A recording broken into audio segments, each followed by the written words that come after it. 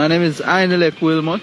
I am a Jamaican surfer, also a musician, songwriter, guitar player.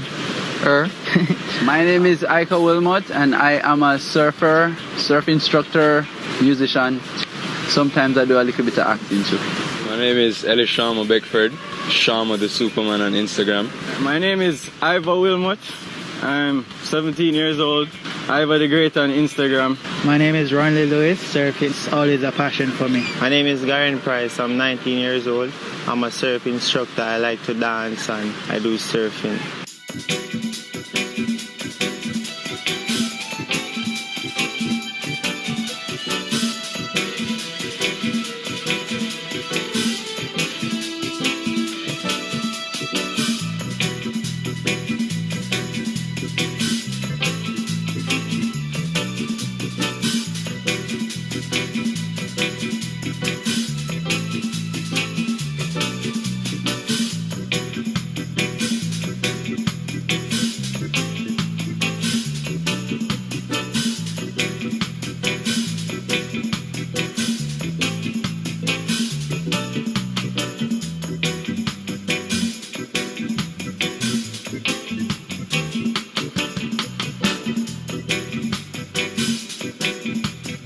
Surfing in Jamaica actually started with fishermen, from my perspective. When I was a youngster growing up here on the beach in the 60s, you had about half a dozen boats because this was a legitimate fishing beach at the time. And boats went out regularly. This is back before most of the boatmen had motors for their craft. They would just use the oars and paddles.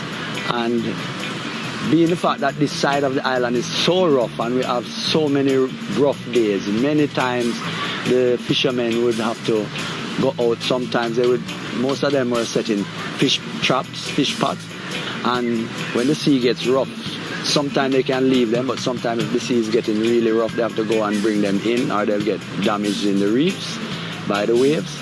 And when the fishermen were coming in, waves come in sets. Waves don't just break constantly. Waves, you'll have some big ones come in, then you'll have a few minutes, 10 minutes, 5-10 minutes when they're smaller, and then here comes another 4 or 5 big ones again, and then another period of calm. So the fishermen, when they were coming in, because of the nature of this beach, pushing up their boats on the beach, there was a timing involved where you had to be able to get in and be at the edge of the beach when there were no big waves coming, so you could actually push the boat up on the beach out of the reach of the big waves, so when the big waves came. So you had some very skillful fishermen who would anticipate the waves, and when the big ones were coming, they would position themselves just outside of the breaking waves. And then as the last big wave would come in, they would paddle and actually catch the wave and surf the wave in with their boats, and then get to the beach, and that would be the last wave of the big waves. So that would be like the most skillful fishermen, and everybody would say, wow, look at that. And us as kids, we would swim by the boats as he was waiting for the right wave. We would swim beside the boat and hold on to the back of the boat, so when he caught the waves, the boat would tow us in. So we got the idea of catching the wave, and we would swim out here as kids and swim and catch the waves and body surf. And then after a while, those old canoes that the people used to build out of the cottonwood trees, we would go to the old ones that were maybe rotted out and were derelict and pushed up on the beach, and we'd take a machete and cut a small piece of wood, maybe 15 inches wide by about 2.5 feet long. And we would lie on that on our bellies and catch the waves. So that's really where we started our surfing. Surfing began there for me personally, but over in Boston Bay, in Port Antonio, Portland and Port Antonio was one of the first major tourist locations in the eastern end of the island. It was very popular amongst the more well-to-do visitors to our island. As you know, many movie stars have properties in Portland, and Errol Flynn and properties over there. And so it was very popular, Blue Lagoon, and had many attractions. And Boston Bay became a very popular beach because of its scenic beauty. But it also provided waves that were surfable. And the manner in which the waves broke, they broke on the outside, went over the reef, and then died on the inside. So no matter how rough the sea got, there was inside area for swimming. So people would always go there to swim, and tourists got there, and eventually one of these tourists who was able to surf recognized that these were good surfing waves.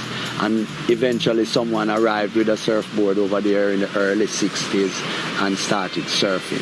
On the south coast, you had local guys who got into surfing, local guys from Kingston, learned about surfing. One of them brought a surfboard from the States, and the other surfers got old refrigerator foam out of the old refrigerator and got old fiberglass drapery and bought resin, boat resin from the boat yard, and constructed their own surfboards using that real surfboard as a model.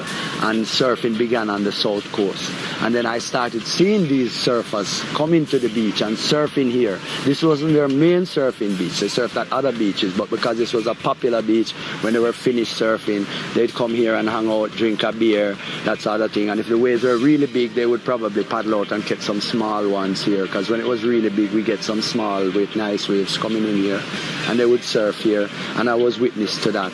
And eventually one of them ended up lending me a board, and when they were leaving, one of them was actually in college in the States, and he came down for the summer and camping on the beach with the surfboards, and when he went back he sold me one, and that's basically how I started. That was my first surfboard of my own, and that was probably about 1974 or so.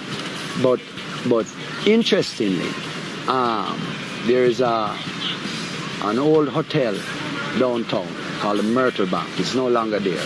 It's right on the waterfront next to the bank downtown, Central Bank downtown, where you know all that remains is a line of royal palm trees going down towards the sea, towards the harbor.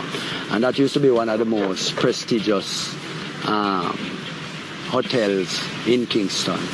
And I have an old Jamaica tourist guide that was put out by the Ministry of Tourism, and probably one of the first ones they put out, and it mentions that Myrtle Bank Hotel provided a launch that would take people across the harbor to go out to the Palisades to go surf bathing. And in those days, surf bathing was referring to interacting with the waves, whether on surfboards or body surfing or body boarding.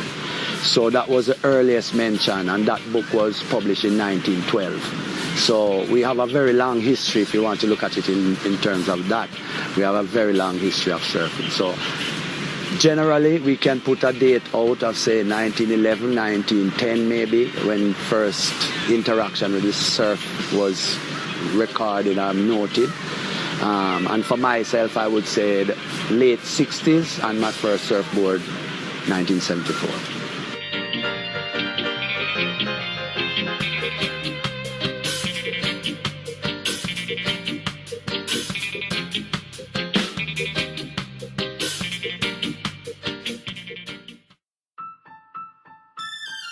I started surfing at around age 7, I think, and then I started surfing seriously at about age 9 is when I started surfing a lot. I started surfing way back when I was probably about 6.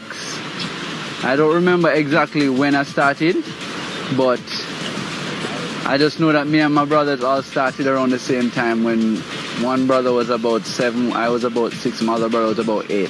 So it's somewhere around that time, and been hooked and surfing ever since. I've been surfing for 11 years, since I was 6, 17 now. Really been surfing seriously for the past 6 or so years, and traveling and surfing with these guys for a very long time. Tell you the truth, I don't really remember when I started surfing, but people have told me that 2.5 and 4 years old from different people. But I really remember surfing like seriously at maybe 10. I'm 17 now, so 7 years ago.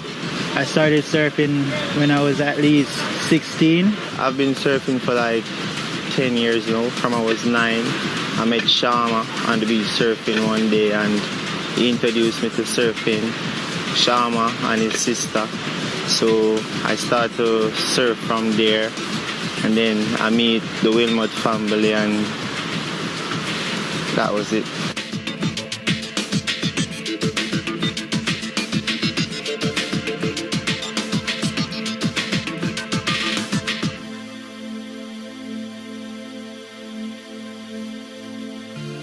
Surfing is a very addictive sport, so when we started to surf, or when I started to surf, we used to do a lot of other extracurricular activities. We used to do swimming, used to do taekwondo, football, that kind of stuff. When we started surfing, we basically stopped doing everything else, and we tried to surf as much as we could.